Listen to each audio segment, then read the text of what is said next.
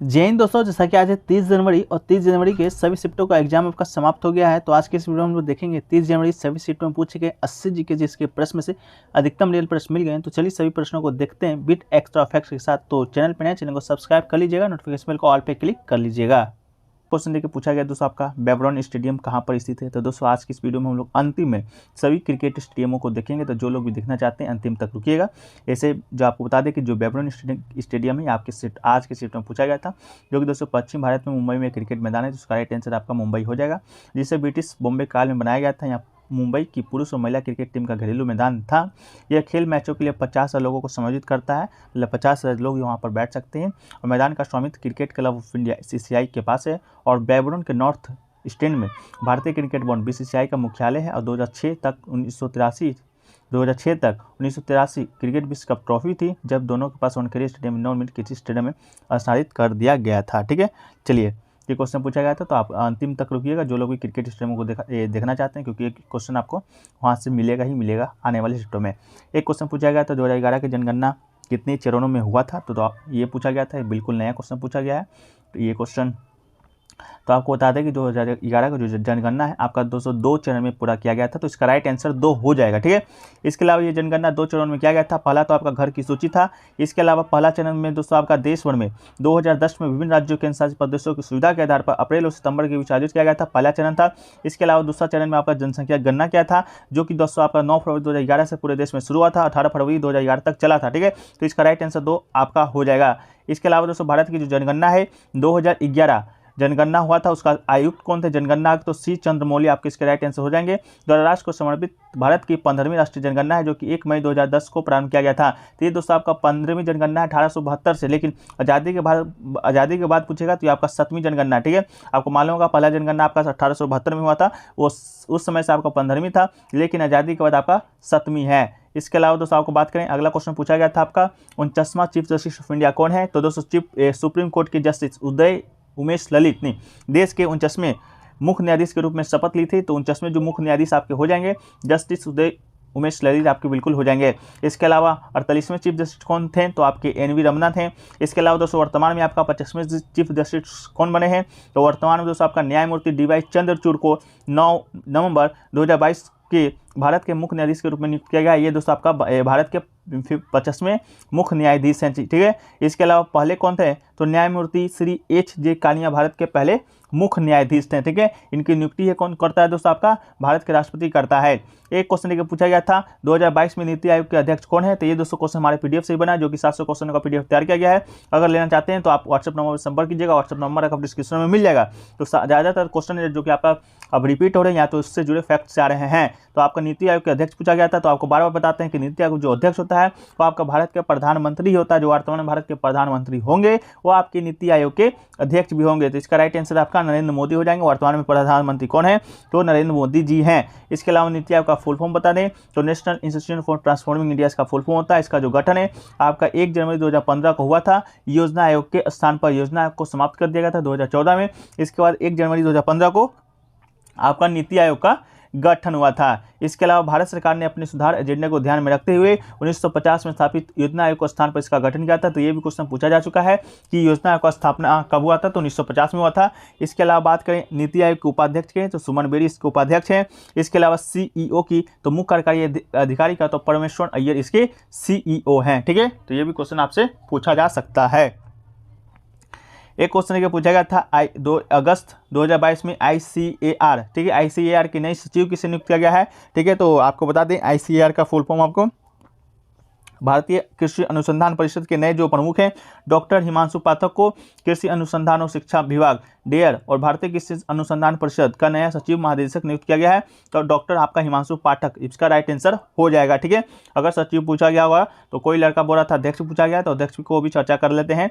देखिए इसका तो जो फुल फॉर्म होता है Indian council of agriculture research होता है। इसके अलावा ICAR कृषि और कल्याण मंत्रालय डेयर के तत्वावधान में देश में कृषि अनुसंधान और शिक्षा के समन्वय मार्गदर्शन और प्रबंधन के लिए शीर्ष निकाय है। ये कृषि मंत्रालय के कृषि अनुसंधान और शिक्षा विभाग को रिपोर्ट करता है।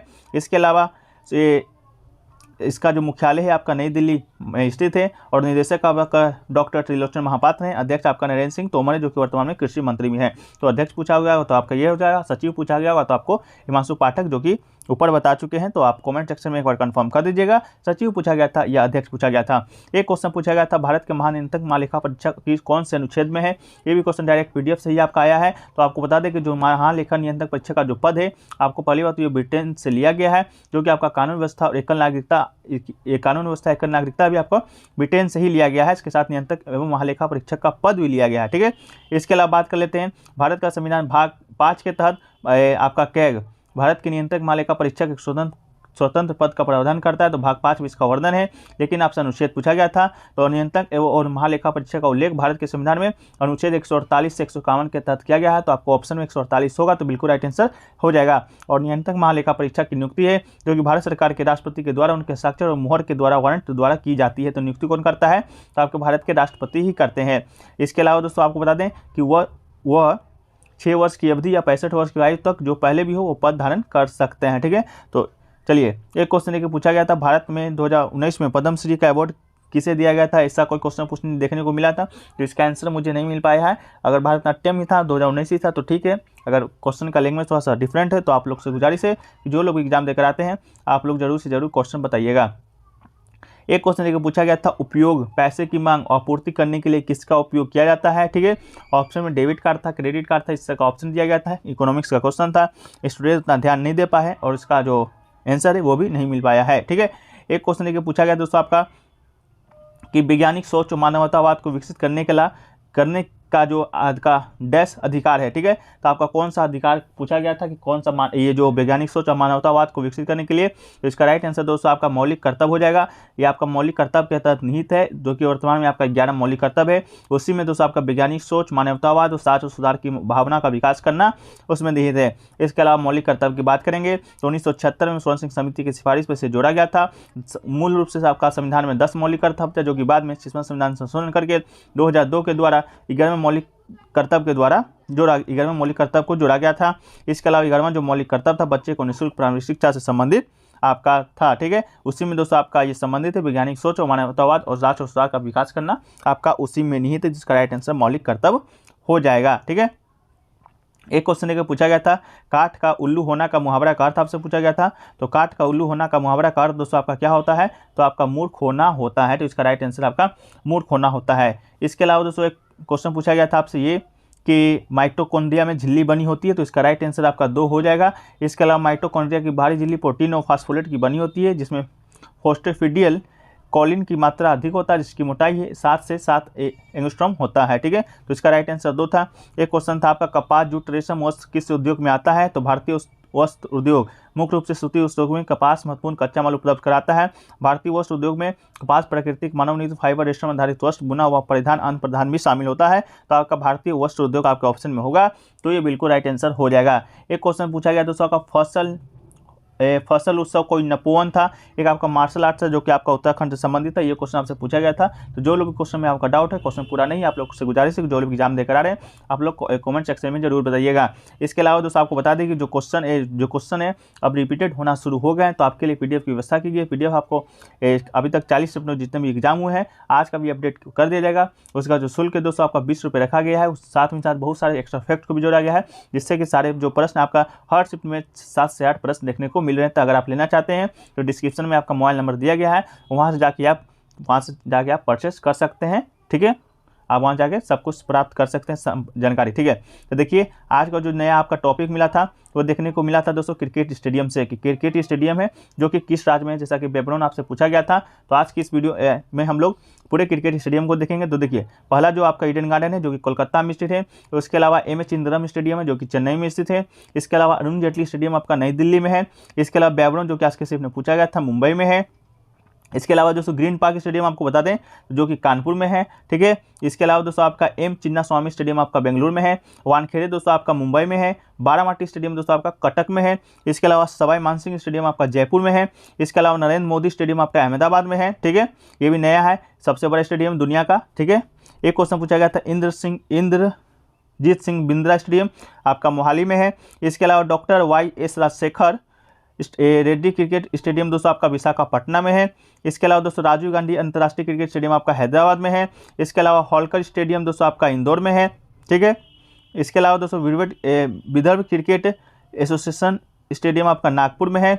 इसके अलावा महाराष्ट्र क्रिकेट एसोसिएशन स्टेडियम दोस्तों आपका पुणे में है। सौराष्ट्र क्रिकेट एसोसिएशन स्टेडियम दोस्तों आपका राजकोट में है। इसके अलावा JSCS क्रिकेट स्टेडियम दोस्तों आपका कहाँ है, रांची में, जो कि पहला न्यूजीलैंड का जो आपका T20 हाल ही में हुआ है वो खेला गया था। Himachal Pradesh cricket stadium association stadium दोस्तों आपका धर्मशाला में है। Greater Noida sports complex ground greater Noida दोस्तों आपका ग्रेटर नोएडा में है।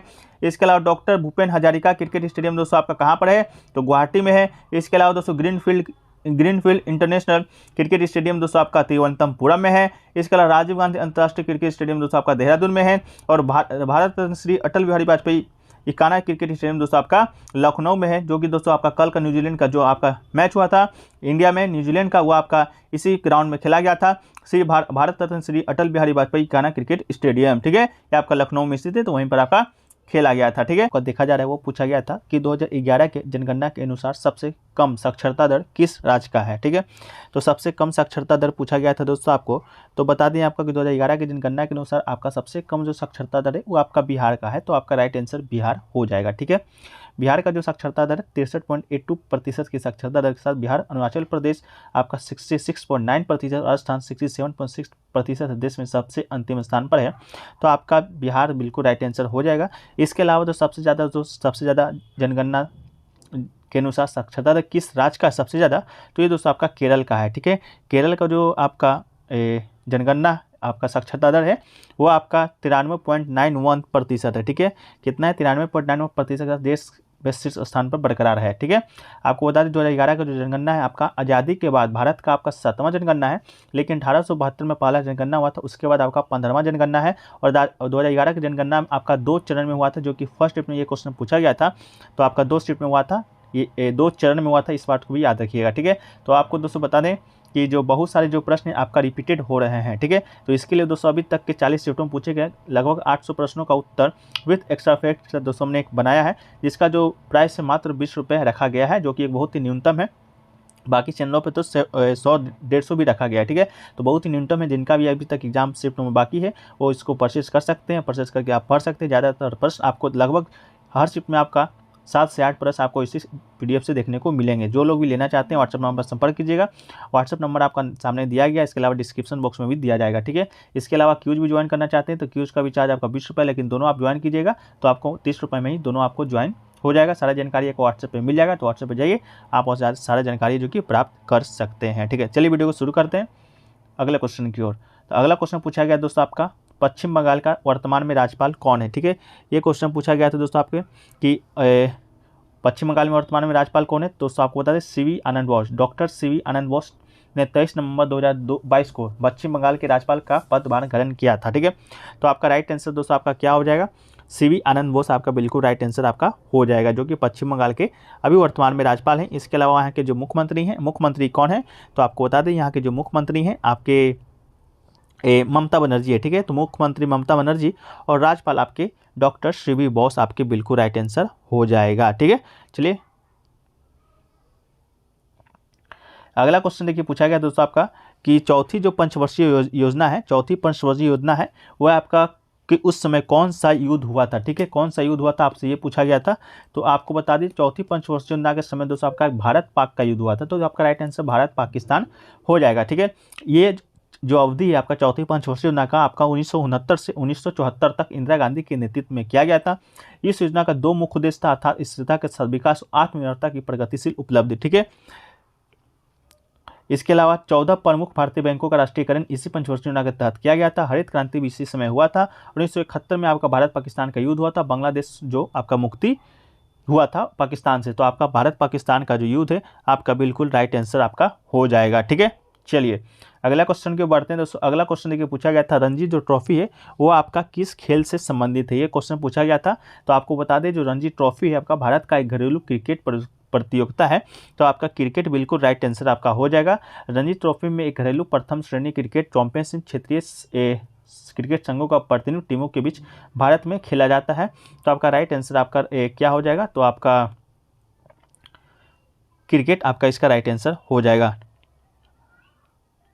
अगला क्वेश्चन देखिए पूछा गया था दोस्तों आपका कि गांधी जी जो हैं जो कि अफ्रीका से वापस कब लौटे थे, ठीक है। तो आज आपका गांधी जी का पुण्यतिथि भी है। तो गांधी जी की बात बता दें आपको, तो गांधी जी जो अफ्रीका से लौटे थे आपका 9 जनवरी 1915 को सुबह मुंबई, अब मुंबई कहा जाता है, अपोलो बंदरगाह पर गांधी जी और कस्तूरबा गांधी पहुंचे थे। वहां मौजूद हजारों कांग्रेसी कार्यकर्ताओं ने गर्मजोशी से उनका स्वागत किया था। ठीक है, तो आपका 1915 इसका राइट आंसर हो जाएगा। और हर साल 9 जनवरी को इसी उपलक्ष्य में आपका प्रवासी भारत दिवस के रूप में भी मनाया जाता है। तो आपका प्रवासी भारत दिवस कब मनाया जाता है? 9 जनवरी को। किस लिए? क्योंकि गांधी जी जो है जो कि आप वापस भारत लौटे थे अफ्रीका से पढ़ाई कर कर। ठीक है, चलिए अगला क्वेश्चन देखिए पूछा गया था दोस्तों आपका कि 2020 में आपका टोक्यो ओलंपिक हुआ था, उसमें पूछा गया था कितने देशों ने भाग लिया था। ठीक है, कितने देशों ने भाग लिया था ये पूछा गया था। टोक्यो ओलंपिक में हिस्सा लेने वाले 205 देशों में 11,000 एथलीट जापान पहुंचे हैं। मतलब कि आपका कितना राइट आंसर हो जाएगा? 205 आपका देश बिल्कुल राइट आंसर हो जाएगा। ये आपका 17 दिनों तक चला था और 33 अलग अलग खेलों में 339 इवेंट हुए। तो कितना खेल हुआ था? 333। ठीक है, इसके अलावा सबसे ज़्यादा पदक किसने जीता? तो इसको आप कमेंट सेक्शन में बताइएगा। और आपका कितना देश हिस्सा लिया था? 205 देश हिस्सा लिया था, जो कि बिल्कुल राइट आंसर होगा। भारत ने दोस्तों आपका 7 मेडल टोटल लाया था, जो कि एकमात्र गोल्ड मेडल आपका नीरज चोपड़ा जी ने लाए थे। इसके अलावा बात करें तो कितने स्थान पे था? तो 48 स्थान पे आपका भारत उस समय था। ठीक है, टॉप पर कौन था? आप लोग कॉमेंट सेक्शन में बता दीजिएगा जो आ रहे हैं जो भी। एक क्वेश्चन देखिए पूछा गया था, नवंबर 2022 में नरेंद्र मोदी ने किसे राष्ट्रीय स्मारक घोषित किया था?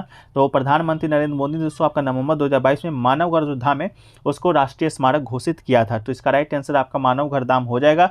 मानवगढ़ धाम की बात करें तो राजस्थान का एक राष्ट्रीय स्मारक है, जिसको कि आपका 1913 में राजस्थान के मानवगढ़ में ब्रिटिश सेना की गोलीबारी में जान गंवाने वाले आदिवासी के सही याद में बनाया गया था। ठीक है, तो आपका मानवगढ़ धाम कहाँ पर है?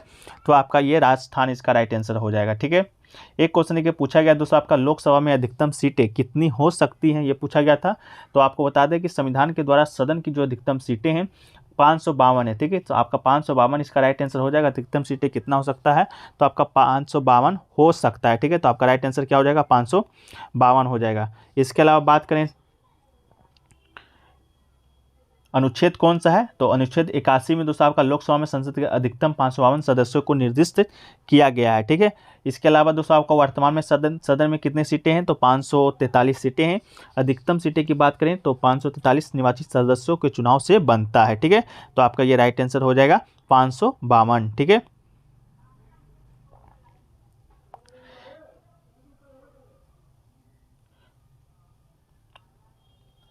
एक क्वेश्चन देखिए दोस्तों पूछा गया था आपका बथकुम्बा जो फेस्टिवल है बथुकुम्बा, वो दोस्तों आपका किस राज्य में मनाया जाता है?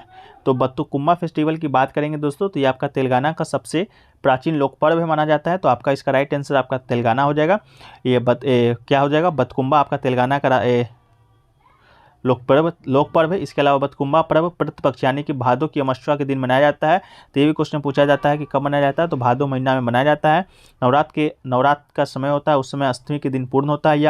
ये जो आपका त्यौहार है आपका 9 दिनों का लोकप्रिय त्यौहार है। तो 9 दिनों का लोकप्रिय त्यौहार है। ठीक है, इस वर्ष जो आपका बनाया गया था 25 सितंबर से 30 अक्टूबर तक आपका बथकुम्बा जो त्यौहार है आपका बनाया गया था। कहाँ पर? तो तेलंगाना में बनाया गया था। ठीक है, और पूछा गया था आपका FICCI। ठीक है, FICCI का फुल फॉर्म पूछा गया था। तो आपको बता दें इसका जो आपका फुल फॉर्म हो जाएगा federation of Indian chambers of commerce and industries. ठीक है, ये आपका इसका फुल फॉर्म हो जाएगा। FICCI का फुल फॉर्म आपसे पूछा गया था। इसके अलावा दोस्तों आपका इसका चेयरमैन की बात करेंगे, करंट में इसके चेयरमैन कौन है FICCI के? तो आपका मिस्टर सूर्यकांत इसके आपके चेयरमैन हैं। ठीक है, तो आपका ये पूछा गया था। इसका जो फाउंड है आपका 1987 में आपका हुआ था। ठीक है, किसने किया था? तो महात्मा गांधी व GT बिरला पुरुषोत्तम दास के द्वारा FICCI की आपके स्थापना है जो कि किया गया था। ठीक,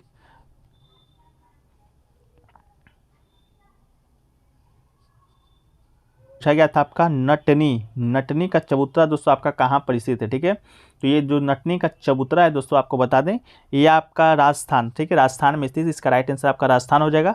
ये राजस्थान में भी आपका उदयपुर की झील में नटनी की याद में एक चबूतरा बना गया है जो कि असाधारण नटनी का साधारण चबूतरा के नाम से जाना जाता है। तो आपका इसका राइट आंसर आपका क्या हो जाएगा? तो राजस्थान इसका राइट आंसर दोस्तों आपका हो जाएगा। ठीक है, तो नटनी का चबूतरा दोस्तों आपका कहाँ पर है? तो आपका राजस्थान इसका बिल्कुल राइट आंसर हो जाएगा। एक क्वेश्चन देखिए पूछा गया दोस्तों आपका टी कृष्णा नायर का जो संबंध है वो किस नृत्य से संबंधित है। तो टी कृष्ण नायर की बात करेंगे तो आपका कलामंडलम कृष्ण नायर आपके केरल के कथकली नर्तक है, तो इसका राइट आंसर आपका कथकली हो जाएगा। कथकली कहाँ की है, तो केरल का राष्ट्रीय नृत्य है। इसके अलावा केरल में एक और शास्त्रीय नृत्य है आपका मोहिनीअट्टम है, जो कि केरल से ही संबंधित है। इसके अलावा बात करें नृत्य राज्य प्रसिद्ध कलाकार के, तो कुछ हैं जो कि यहाँ सामने आपको पीटीएम में शामिल किया गया है। तो आपका पहला भरतनाट्यम है, जो कि तमिलनाडु का शास्त्रीय नृत्य है। इसके अलावा इससे संबंधित जो कलाकार हैं आपका रुक्मणी देवी अनुडले हैं, बाला सरस्वती जी हैं, पद्म सुब्रमण्यम आपके भरतनाट्यम से संबंधित है। इसके अलावा कुचिपुड़ी जो कि आंध्र प्रदेश का शास्त्रीय नृत्य है, इसे शोभा नायडू हैं, आपका राजा और रेड्डी है, जो कि आपके क्वेश्चन बन चुका है राजा रेड्डी से। इसके अलावा यामिनी रेड्डी हैं, अरुणिमा कुमार जो कि आपका कुचिपुड़ी नृत्य से संबंधित है। इसके अलावा आपका सतरिया नृत्य जो कि असम का शास्त्रीय नृत्य है, इसमें जो आपका प्रमुख कलाकार हैं आपका रजू मोनी है, श्रीमती शंकरदेव है। आपका जो सतरिया नृत्य है श्री शंकरदेव के द्वारा ही विकसित किया गया था। तो ये भी क्वेश्चन है जो कि आपका बार बार एग्जाम में बनते हैं, ठीक है। तो अभी टी कृष्ण नायर के संबंध में आया था, तो आपका क्या राइट आंसर हो जाएगा, तो आपका राइट आंसर दोस्तों आपका हो जाएगा कथकली, ठीक है। को मिला था कि सोनपुर पशु मेला किस राज्य में लगता है, ठीक है। ये प्रश्न आपसे पूछा गया था। तो दोस्तों आपको बता दें कि सोनपुर मेला है जो कि बिहार के सोनपुर में हर साल कार्तिक पूर्णिमा नवंबर या दिसंबर के माह में लगता है। ये एशिया का सबसे बड़ा पशु मेला है और मेले को हरियर क्षेत्र मेला के नाम से भी जाना जाता है, जबकि स्थानीय लोग इसे छत्तर मेला पुकारते हैं, ठीक है। तो आपका राइट आंसर दोस्तों आपका बिहार हो जाएगा। लगता कब है, तो हिंदू कैलेंडर के अनुसार कार्तिक पूर्णिमा में, और इंग्लिश जो आपका वर्तमान में कैलेंडर चल रहा है उसके अनुसार आपका नवंबर या दिसंबर में। और बता दें एशिया का सबसे बड़ा पशु मेला है और इस मेले का जो दूसरा नाम है आपका हरियर क्षेत्र मेला भी है, ठीक है। तो इतना फैक्ट्स आपको सोनपुर मेला से संबंधित आपको एग्जाम में देखने को मिलेगा अगर आगे देगा तो। एक क्वेश्चन देखिए पूछा गया था सांची स्तूप का जो निर्माण है वो किसने करवाया था। तो सांची स्तूप का निर्माण दोस्तों आपको बता दें सांची का महान मुख्य स्तूप मूलतः सम्राट अशोक महान ने 3री शताब्दी ईसा पूर्व में बनवाया था। तो इसका राइट आंसर दोस्तों आपका अशोक महान हो जाएगा। बाद में सांची के स्तूप को सम्राट अग्निमित्र शुंग जीर्णोद्धार करके और बड़ा और विशाल बना दिया था। तो सांची का स्तूप दोस्तों आपका सम्राट अशोक के द्वारा बनाया गया था। सम्राट अशोक कौन है दोस्तों, तो आपको बता दें मौर्य वंश का शक्तिशाली राजा था, जिसका संस्थापक मौर्य वंश का आपका चंद्रगुप्त मौर्य था। इसके अलावा बता दें चंद्रगुप्त मौर्य के बाद आपका बिंदुसार आया, बिंदुसार के बाद आपका अशोक महान आया था। और दोस्तों आपको बता दें कि अशोक महान आपका 263 ईसा पूर्व में आपका कलिंग का युद्ध लड़ा था, जो कि बहुत इंपॉर्टेंट है आपका हिस्ट्री में, जिसके बाद से आपका कलिंग अशोक महान है जो कि सब कुछ त्याग दिया था। तो ये भी प्रश्न आपसे बन चुका है कि ऐसा कौन सा सम्राट था या शासक था जिसने युद्ध के बाद सब कुछ त्याग दिया था। तो आपका अशोक महान इसका राइट आंसर था, ठीक है। इसके अलावा सांची स्तूप कहाँ पर है, तो मध्य प्रदेश में स्थित है। सांची एक जगह का नाम है और इस स्तूप का जो आपका जीर्णोद्धार है वो आपका अग्निमित्र शुंग के द्वारा भी करवाया गया था, ठीक है। तो ये भी क्वेश्चन आपसे बन सकता है कि इस स्तूप का जो आपका जीर्णोद्धार है वो किसके द्वारा कराया गया था, ठीक है। चलिए अगला क्वेश्चन की बढ़ते हैं। अगला क्वेश्चन दोस्तों आपका पूछा गया था कि मीनाक्षी सुंदरम पिल्लई किससे संबंधित है। ये आपका मीनाक्षी सुंदरम पिल्लई पूछा गया था। तो मीनाक्षी सुंदरम पिल्लई दोस्तों आपको बता दें भरतनाट्यम की प्रसिद्ध प्रवर्तक हैं। उनकी शैली को पन्नानूर स्कूल ऑफ भरतनाट्यम के तौर से जाना जाता है, ठीक है। तो आपका राइट आंसर दोस्तों आपका भरतनाट्यम हो जाएगा। इसके अलावा कुछ शास्त्रीय नृत्य हैं और प्रसिद्ध कलाकार हैं, उसको देख लेते हैं। तो भरतनाट्यम की बात करेंगे दोस्तों तो ये आपका तमिलनाडु का शास्त्रीय नृत्य है, ठीक है। इसके प्रसिद्ध जो कलाकार हैं आपके मीनाक्षी सुंदरम पिल्लई के अलावा रुक्मणी देवी अनुडले हैं, बाला सरस्वती जी हैं, इसके अलावा पद्म सुब्रमण्यम आदि हैं, ठीक है।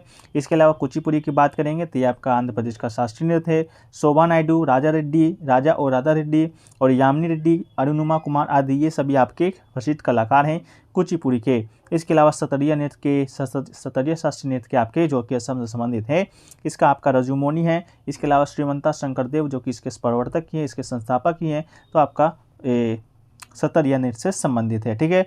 चलिए अगला जो क्वेश्चन आपको देखने को मिला था कि 2011 की जनगणना के अनुसार भारत का साक्षरता दर कितना है, ये आपसे क्वेश्चन देखने को मिला था। तो आपको बता दें कि 2011 की जनगणना के अनुसार का जो परिणाम है वो बताता है कि पिछले बार की अपेक्षा 2001 की जनगणना की अपेक्षा देश में साक्षरता वृद्धि हुआ है।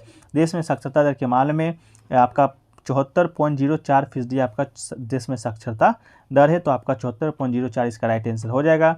इसके अलावा अगर बात करें महिलाओं की तो महिलाओं का साक्षरता दर आपका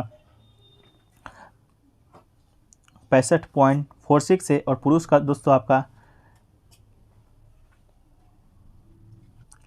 पुरुष के लिए दोस्तों आपका 82.14 है, महिलाओं के लिए आपका 65.46 है। देश का कुल साक्षरता आपका 74.04% आपका राइट आंसर हो जाएगा। ठीक है, इसके अलावा बात करें भारत का कौन सा राज्य है कि साक्षरता के मामले में सबसे उत्तम है, सबसे अग्रिम है, ये फर्स्ट पर है तो आपका केरल है, जहाँ की साक्षरता दर आपका 93.91% है। इसके अलावा आपका लक्षद्वीप है, इसके बाद आपका मिजोरम का साक्षरता दर आता है। ठीक है, यहाँ पर एक टेबल भी है, इसके अनुसार भी देख लेते हैं। तो देखिए भारत का जो साक्षरता आपका 74.04 है, इसके अलावा पुरुष का आपका इतना है। इसके अलावा केरल का साक्षरता दर की पूरे भारत में प्रथम स्थान पर है, जिसका साक्षरता आपका 94 पॉइंट कुछ है। इसके अलावा लक्षद्वीप आता है, तो सबसे ज़्यादा केंद्र शासित प्रदेश आपका जो साक्षर है आपका लक्षद्वीप है। इसके अलावा तीसरा नंबर पर मिजोरम, फिर गोवा, फिर त्रिपुरा का स्थान आपका आता है, और सबसे कम आपका जो साक्षरता है वो आपका बिहार राज्य का है। ठीक है, एक क्वेश्चन देखिए पूछा गया था, गरीबी हटाओ और आत्मनिर्भरता किस पंचवर्षीय योजना का लक्ष्य था। तो गरीबी हटाओ इंदिरा गांधी के 1971 के चुनाव अभियान का विषय और नारा था, इसको भी याद रखिएगा। इसके अलावा पांचवी जो पंचवर्षीय योजना था, दीदी ढार ने विकास की उच्च दर, आय के बेहतर वितरण, घरेलू दर में बहुत महत्वपूर्ण वृद्धि को बढ़ावा देने के माध्यम से दो मुख्य उद्देश्यों को प्राप्त करने का प्रस्ताव रखा था। पहला आपका गरीबी हटाओ और दूसरा आपका आत्मनिर्भरता की प्राप्ति का बजट। तो ये दोस्तों आपका पांचवी पंचवर्षीय योजना का लक्ष्य था। ठीक है, इसके अलावा योजना कृषि उत्पादन और रक्षा में आत्मनिर्भरता पर भी केंद्रित था। 1978 में नवनिर्वाचित मोरारजी देसाई सरकार ने इस योजना को अस्वीकार कर दिया था। 1974 से 1989 की अवधि के लिए पांचवी पंचवर्षीय योजना को समाप्त कर दिया गया था। इसके अलावा उद्देश्य रोजगार के स्तर को बढ़ाना था, गरीबी को कम करना था और आत्मनिर्भरता प्राप्त करना था। तो आपका पांचवी पंचवर्षीय योजना आपका राइट आंसर हो जाएगा। इसके अलावा दोस्तों पहली पंचवर्षीय योजना की बात करें तो जो कि 51 से 56 ईस्वी तक चला था, डोमर महालनोबिस सेलिविसेक भी कहा जाता है इस योजना को। इसका योजना का मुख्य उद्देश्य आपका कृषि, सिंचाई, विद्युत परियोजना को सर्वोच्च प्राथमिकता दिया गया था। इसके अलावा द्वितीय पंचवर्षीय योजना की बात करें तो 1956 से 61 तक चला था। इस शैली का विषय का आपका सुझाव दिया था कि भारी उद्योगों पर जोर देना चाहिए। तो ये भी क्वेश्चन आपसे बन चुका है, भारी उद्योगों पर बल किस पंचवर्षीय योजना का मुख्य उद्देश्य था। तो आपका द्वितीय पंचवर्षीय योजना का मुख्य उद्देश्य था। ठीक है, इसके अलावा दोस्तों आज के शिफ्ट में दो राज्य के मुख्यमंत्री से पूछे गए हैं। तो वीडियो के अंत में हम सभी मुख्यमंत्री और राज्यों को देखेंगे, तो जो लोग भी इच्छुक हैं वीडियो को अंत तक रुकिएगा। तो आज के शिफ्ट में पूछा गया आपका पहला तो गोवा का मुख्यमंत्री है, जो उसका राइट आंसर आपका प्रमोद सावंत हो जाएगा। प्रमोद सावंत गोवा के 13वें और वर्तमान में मुख्यमंत्री हैं। सावंत गोवा विधानसभा में संकेलिम निर्वाचन क्षेत्र का प्रतिनिधित्व करते हैं। वो भारतीय जनता पार्टी के सदस्य हैं और पेशे से आयुर्वेदिक चिकित्सक है। इसके अलावा गोवा के राज्यपाल की बात करेंगे तो PS श्रीधरन पिल्ले गोवा के राज्यपाल हैं। गोवा की राजधानी आपका पणजी हो जाएगा। ठीक है, इसके अलावा दोस्तों एक और पंचवर्षीय योजना से पूछा गया था, एक और मुख्यमंत्री से पूछा गया था, त्रिपुरा के मुख्यमंत्री कौन है। तो त्रिपुरा के मुख्यमंत्री आपके कौन हो जाएंगे, तो ये आपके मानिक शाह आपके त्रिपुरा के मुख्यमंत्री हो जाएंगे। तो आज की शिफ्ट में दो मुख्यमंत्रियों से प्रश्न आपके बने थे। ठीक है, एक क्वेश्चन देखिए पूछा गया था, राष्ट्रगीत और राष्ट्रगान डैश में निहित है, ये पूछा गया था। फर्स्ट शिफ्ट में भी आपका इससे रिलेटेड संबंधित जो प्रश्न है आपका पूछा गया था। तो राष्ट्रगान और राष्ट्रगीत और या राष्ट्रीय ध्वज का जो सम्मान करना दोस्तों, ये हमारा मौलिक कर्तव्य है। मौलिक कर्तव्य की बात करें तो 1976 में 42वां संविधान संशोधन के तहत हमारे संविधान में जोड़ा गया था। जिस समय आपका जोड़ा गया था मूल रूप से आपका 10 था, लेकिन 2002 ईस्वी 6वां संविधान संशोधन के माध्यम से एक और मौलिक कर्तव्य जुड़ा था। कुल मिलाकर अब वर्तमान में 11 मौलिक कर्तव्य हैं, तो जो कि स्वर्ण सिंह समिति के सिफारिश पर जोड़ा गया था। तो आज की इस वीडियो में हम लोग पूरे 11 मौलिक कर्तव्य को देखेंगे, कौन कौन से हमारे मौलिक कर्तव्य हैं, क्योंकि फर्स्ट शिफ्ट में आपका पूछा गया है और सेकंड शिफ्ट में भी पूछा गया है और थर्ड शिफ्ट में पूछा गया है कि आपका कौन ये जो डैश दिया जाता है पूछा जाता है कि ये सेंटेंस क्या है। ठीक है, तो आप जिस प्रकार आपका राष्ट्रगीत राष्ट्रगान आपका डैश में नहीं तो इसका राइट आंसर मौलिक कर्तव्य हो जाएगा। तो 11 जो मौलिक कर्तव्य हैं उसको बारी बारी से देख लेते हैं। पहला तो है कि संविधान का पालन करते हुए राष्ट्रीय ध्वज और राष्ट्रगान का सम्मान करना, पहला मौलिक कर्तव्य है। दूसरा आपका स्वतंत्रता संग्राम के सिद्धांतों का पालन करना। फिर तीसरा आपका भारत की संपूर्णता और अखंडता की रक्षा करना। चौथा आपका है कि जब आह्वान किया जाए तो देश की रक्षा करें और राष्ट्रीय कर्तव्य का प्रदान करना है।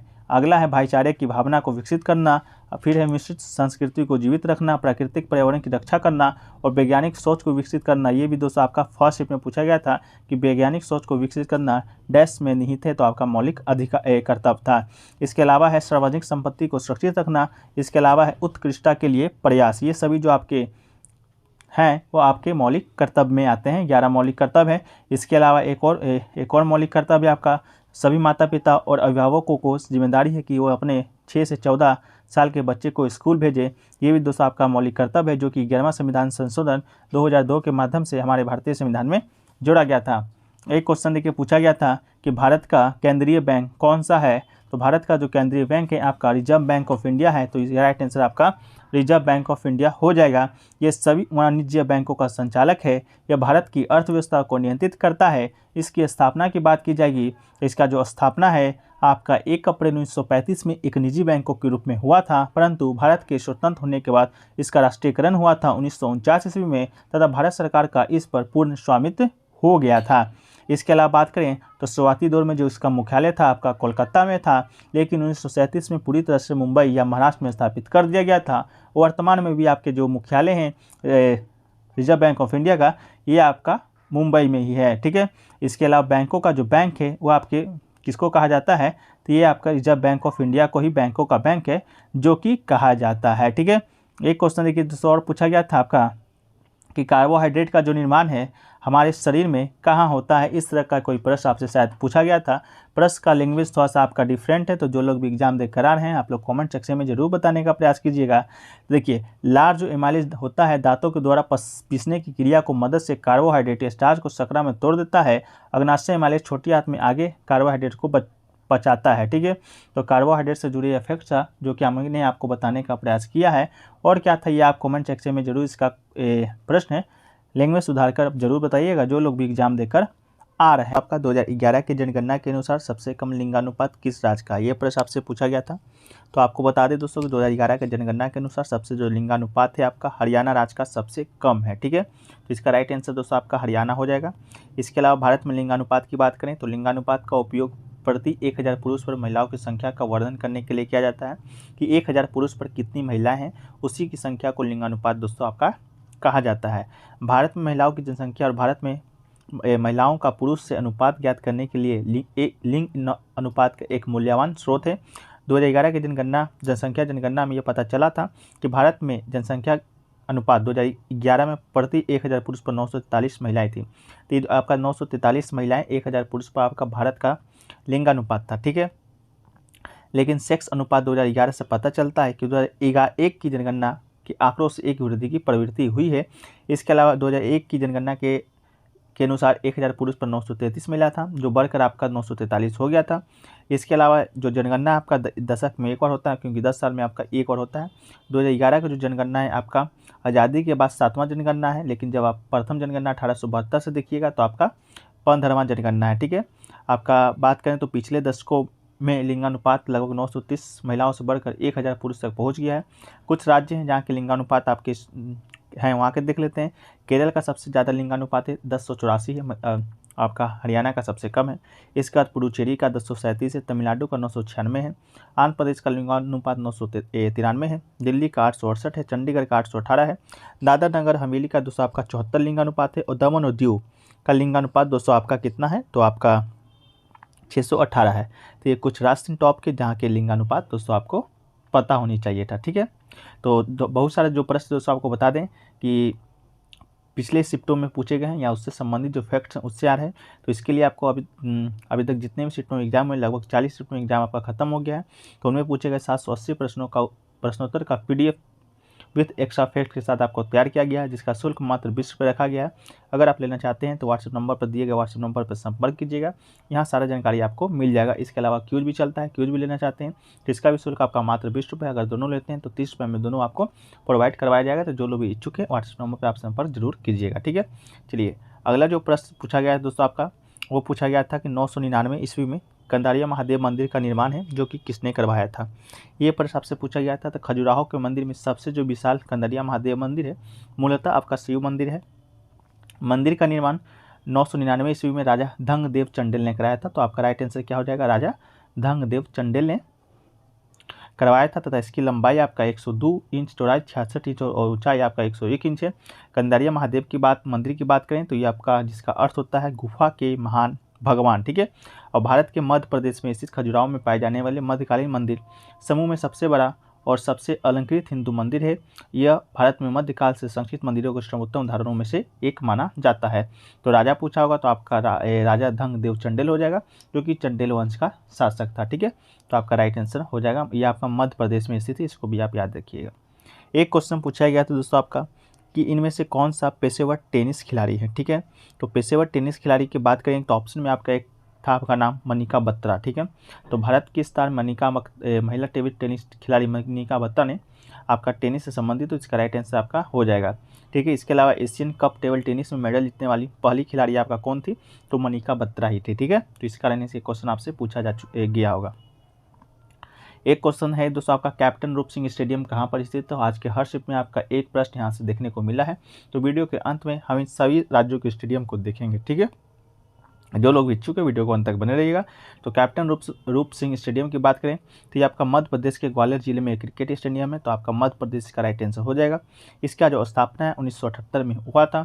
इस मैदान पर पहला जो वनडे है आपका 1988 ईस्वी में खेला गया था। ठीक है, स्थापना के 10 साल बाद खेला गया था। स्टेडियम कहाँ पर स्थित है, तो मध्य प्रदेश के ग्वालियर जिले में आपका ये स्थित हो जाएगा। ठीक है, चलिए अगला जो क्वेश्चन पूछा गया दोस्तों कि आखिरी जो पंचवर्षीय योजना है वो कौन सा था। ठीक है, तो आपको ये तो मालूम होगा कि पहली जो पंचवर्षीय योजना आपका 1951 में शुरू हुआ था, जो कि 1956 तक चला था। ठीक है, ये आपका पहली पंचवर्षीय योजना था।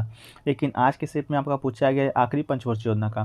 तो आखिरी पंचवर्षीय योजना की बात करेंगे तो ये आपका 2012 से 2017 यानी कि 12वीं पंचवर्षीय योजना दोस्तों आपका आखिरी पंचवर्षीय योजना था। तो आपका 12वीं पंचवर्षीय योजना राइट आंसर हो जाएगा। इसके बाद से कोई भी पंचवर्षीय योजना आपका नहीं चला है, पंचवर्षीय योजना को खत्म कर दिया गया था। ठीक है, तो 12वीं पंचवर्षीय योजना जो कि 2012 से 17 तक चला था, आपका आखिरी पंचवर्षीय योजना है।